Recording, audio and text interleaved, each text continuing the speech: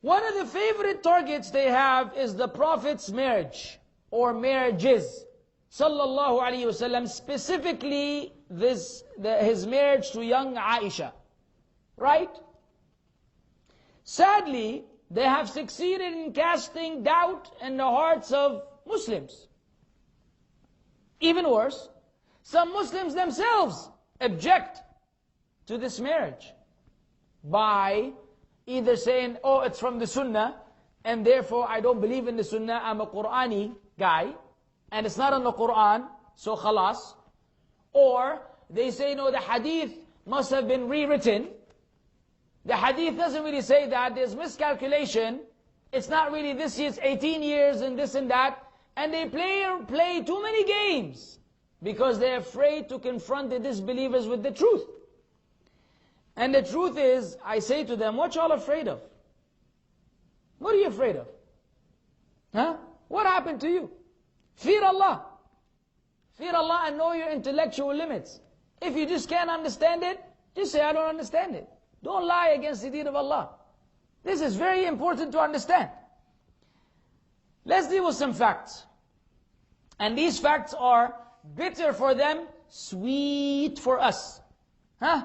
They're bitter for them. I mean those weak Muslims and hypocrites and the kuffar. But they are sweet to us because they are the truth. You know how many ahadith are there about the marriage of the Prophet ﷺ to Aisha at the age of 6 and the consummation at the age of 9? We have 7 ahadith in Bukhari and Muslim only. 4 ahadith in Bukhari, 3 in Muslim. This is besides Abu Dawood and other collections of ahadith. Okay? I'll quote one of them because of time constraints. And by the way, from among them, you will see how many were narrated by Aisha. Most of them were narrated by Aisha herself. If someone narrated about Aisha, we say there's room for some misunderstanding. But Aisha herself is narrating the hadith, like the one I will quote now. Aisha narrated, radiyallahu anha, that, where is it? Yeah. That the Prophet sallallahu alaihi wasallam was betrothed to her when she was 6 years old. And he consummated his marriage when she was 9 years old. And then she remained with him for 9 years. And the hadith is in Bukhari, volume 7, book 62, hadith number 64. Did you hear it? Huh? They were betrothed at the age of 6, yani engagement if you want to call it. Huh? Not the actual consummation. And the actual marriage was consummated at the age of 9. At what age they got married? 6. Are you afraid? Don't be afraid. They're afraid. They're unhappy. They're screaming now. Oh, how could he? Pedophile. This child molester. All the nonsense which their feeble minds tell them to say. But we will refute. Bi-idhnillahi azza wa jal. Now, the second fact which we should be aware of is, Aisha was which wife of the Prophet sallallahu alaihi wasallam? The third. Who was the first? Khadija. And she was his wife for 24 years. She was 40 when he was 21, some narrations 25, when they got married.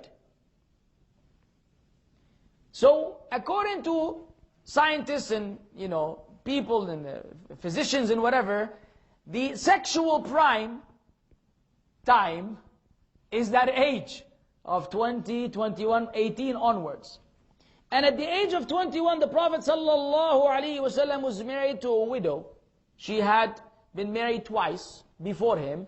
She was 40 years old, and he remained with her for 24 years, and he didn't marry anyone until she died. Is that a sign of someone who has a problem as they claim? No way. Can't win on this one. After her death, the Prophet ﷺ was around 46. Who did he marry? Sauda. not Aisha. Then Aisha came. And who was Aisha? Radiallahu anha, his best friend's daughter. Abu Bakr as-Siddiq radiallahu anhu wa ardah. The marriage was divinely ordained. Aisha narrated that the Prophet sallallahu alaihi wasallam said to her, "You have been shown to me twice in my dreams. A man was carrying you in a silken cloth and said to me, 'This is your wife.' I uncovered it, and behold, it was you. I said to myself, if this dream is from Allah, if it's not from the shaitan, if this dream is from Allah, He will cause it to come true." And the hadith is in Bukhari, volume 7, book 62, hadith number 15. So who did this come from? From Allah Azza wa Jal. It was Allah who revealed to the Prophet sallallahu alaihi wasallam that he will marry Aisha radiyallahu anha wa ardaha. Refutations. These are facts. Okay? She wasn't the first wife. He had already been married for many years with only one wife who was older than him, alayhi sallam. Then he married another wife before he married Aisha, who was his daughter's, his best friend's daughter. And what was the last thing? It was divinely ordained. Now if you believe in a creator, you should then believe that it is He who decides what is right and what is wrong. Allah is the one who stipulates what is right and what is wrong. If Allah ordains something to be right, no one has the right to suggest otherwise. And if they did, then their declaration is as valuable as the sandwich wrapper, which you throw away once you're done with the sandwich. Shall I repeat? Sandwich, you know that lousy, flimsy wrapper that annoys you because it takes so long for you to, it's like it doesn't want you to eat the sandwich. And some people fight with it. Finally you rip it off and you get access to that, 1 Riyal egg sandwich. And then what do you do with that wrapper? Throw it in the trash. And if someone told you to wipe your mouth with it, you wouldn't. Or keep it, you sure wouldn't either. Put in your pocket, not this one. See how valuable that is? That's how valuable their opinions are. If someone is going to say something that to claim to be wrong, they claim in something to be wrong, when Allah said it is right, we just don't care.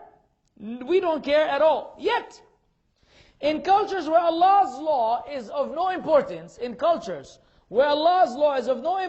cultural norms are what determine right from wrong. So violating the cultural norms will make you immoral according to them. If according to their culture this is moral, and you were to do something against it, you will become immoral, according to their own standards of right and wrong, even if they're not involving the divine revelation in the process, which is the case in the Western countries and so on and so forth.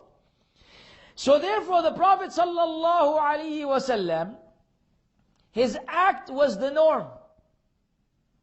It wasn't only divinely ordained, it wasn't only right in the deen of Allah, it was even right in their culture. Had it not been right in the culture, believe me, we would have many, many statements from them about that marriage. Because they called the Prophet sallallahu alaihi wasallam, whom they used to call as-sadiqul amin, sahirun, kadhab, majnoon, kahin, sha'ir, all of these. He's a poet, he's a soothsayer, he's a magician, he's a liar, you name it. They gave him all kinds of names. And it would have been suitable for them to add one of the ones they give him today, pedophile or child molester, wal-iyadhu billah, hashah, sallallahu alaihi wasallam. The kuffar of Quraysh would have made a big deal. Abu Lahab would have announced it. The Prophet married a young girl. You will not find anything, not historically. If they say we Muslims, we hid them. There was such a reaction and we kind of said, oh, this is going to really, make us look bad. Just throw it away. If they were to refer to history, historically, they will find no objection among a single person at the time of the Prophet sallallahu alaihi wasallam. That was the norm back then. So what is their problem? In the deen of Allah, this is right. Because when was the marriage consummated? Once she had reached what? Puberty. And we will see what puberty means. What is puberty? What is the benefit of having a menstrual cycle, except that the lady is now ready to be pregnant? I mean, come on. And if anyone were to, reject that, we'll say you're foolish. Foolish. Because this is a sign. It's a sign. Once that menstrual cycle is in effect, this young lady may bear children. Now, if she is petite or weak or whatever, Islam takes that into consideration. She may not be able to do it, so then they will take it easy. But generally speaking, khalas. So they waited until she consummated the marriage, which means there was no relations before that. What is their problem? We have many problems, but we can't solve all of them. Allah musta'an. So, let me tell you something else. Okay? Jim West, a Baptist minister, regarding puberty, he said, or the menstrual cycle, the wife was to be taken from within the larger family. This is now in Christianity. The wife was to be taken from within the larger family circle, usually at the outset of puberty, or around the age of 13, in order to maintain the purity of the family line. Either puberty or 13, which could be close. Now we know that the environment, the climate, affects the time of the menstruation. So young girls living in hot climates, where it's very hot, tend to have their menstrual cycle sooner than girls who live in cold climates. This is already known medically, that there's that effect. So the point being, they said 13. Now, in the United States, this is considered rape. It's considered rape if she's under 18. It's simply not allowed. So they put the number 18. Number 18, time for you to smoke. And number 18, time for you to get married. You see how lovely that is? Very convenient for them. Then they said, it's a little too early. Push it another 3 years, you can get drunk at the age of 21. Man-made law. Never suitable. Because all these teenagers get drunk before the age of 21, and they smoke before the age of 18, and they never get married. Did you see how ineffective the law was for the people? Yep, because it's not from Allah. Had they been Muslims, they would have been nicer. He said also, this is another guy, Gerald Segal. He says, it should be noted, however, that in biblical times, females married at an early age. So puberty is defined as the age of period at which a person is first capable of sexual reproduction. This is how they defined it. The menstrual cycle is a time for sexual reproduction. Getting your period, according to the Women's Resource Center, getting your period makes a rite of passage for young girls entering womanhood. Once you get your period, you're no longer a young lady, you are a woman. More wisdom behind the marriage of the Prophet ﷺ to Aisha. Aisha's marriage to the Prophet ﷺ at an early age allowed her to be an eyewitness to the personal details of his life and carry them to the succeeding generations. By being both spiritually and physically near to the Prophet ﷺ, this marriage prepared Aisha to be an example to all Muslims, especially women, for all times. She narrated at least 2,210 ahadith. And she's second to Abu Hurairah radiyallahu anhu in terms of the number of ahadith narrated from the Prophet ﷺ. She was young, she was alert, she was intelligent, and he loved her sallallahu alayhi wasallam. And of course it goes without saying that the whole issue of child molestation and all this pedophilia is usually not in a marriage contract. It's usually a doctor who will molest a patient of his while her mother is waiting in the waiting room. As you hear all the time in the news, they discovered that he had a camera and he filmed hundreds of patients which he had molested. This is where the sickness comes. But for someone to propose and the father to give the daughter in marriage and there's a regular wedding and everybody knows, and she has reached puberty, then they got married, is that the same? No, but see, when we don't know these facts, we get scared when they use these terms and they attribute them to the Prophet ﷺ. If we knew the facts, they have nothing to object to. They're guilty of the same thing, as I will tell you and show you later. The second wisdom, the marriage refuted the notion that a man could not marry the daughter of a man he had declared to be his brother, even in the religious sense. Since the Prophet and Abu Bakr had declared each other to be brothers, the notion was done away with. This is demonstrating in the following hadith. Narrated Ursa, the Prophet ﷺ asked Abu Bakr for Aisha's hand in marriage. By the way, Aisha was engaged to someone before that marriage. FYI. To show you that that was the norm in their culture. Yani before 6 she was already engaged. And then she wind up breaking away from that engagement and marrying the Prophet ﷺ. That was the norm. So, when he proposed, Abu Bakr said, but I am your brother.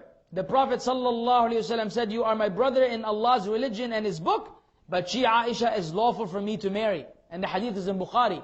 Because everything the Prophet ﷺ said was a rule. Otherwise, if someone was your close brother, it's like, oh, akhi, we're so close, I can't marry your daughter. She's like, I'm like her father. This happens very often, by the way, in some cultures. I'm like her father. But you're not her father. She's halal for you. And because of that understanding, so he enters upon her because she's like my daughter, and next thing you know, yes. So when the problems begin. And the same thing happens in the Muslims. Oh, he's just my brother-in-law. Huh? He's just my brother-in-law. He's still not your mahram. But because of he's my brother-in-law, so he enters upon her. Next thing you know, she likes him, she doesn't like her husband. These things happen all the time. You don't get the emails. And praise Allah that you don't get the emails. I get them and I get devastated. These things are happening all the time when people violate the limitations which Allah laid down. Because whatever Allah laid down is the most suitable. Thirdly, the marriage did away with the pagan Arab superstition that you shouldn't get married in Shawwal. And some of them still have it until today. So the Prophet ﷺ, he got, the betrothal was in Shawwal, and the consummation of the marriage was also in Shawwal. So anyone who had that kind of superstitious belief had to do away with it. Now some people say, the Christians are the biggest people to criticize the Prophet ﷺ. But let me quote something from the Bible. Deuteronomy, chapter 21, verses 10 to 14. Check it out. It says, when thou goest forth to war against your enemies, or thine enemies. Let me read the Old English. Thine enemies. And the Lord thy God hath delivered them into thine hands, and thou hast taken them captive, and seized among the captives a beautiful woman, and have a desire unto her, that thou would have her to be thy wife, then thou shalt bring her home to thine house, and after that you may go into her and be her husband, and she will be your wife. But if thou have no delight in her, then thou shalt let her go. And after you try it out, if you don't like it, then you go your own ways. Otherwise you can keep it as your wife. That's the Christians for you. This is, by the way, the war captives. This is regarding the war captives. And the list goes on, but the time doesn't allow to elaborate. But anyways, that is, and there's a lot more in the Bible about Moses being sent, and they were to kill all, animals, goats and oxes, and the only thing they kept for themselves were the virgin girls. Only the virgin girls were kept for them, 32,000 of them.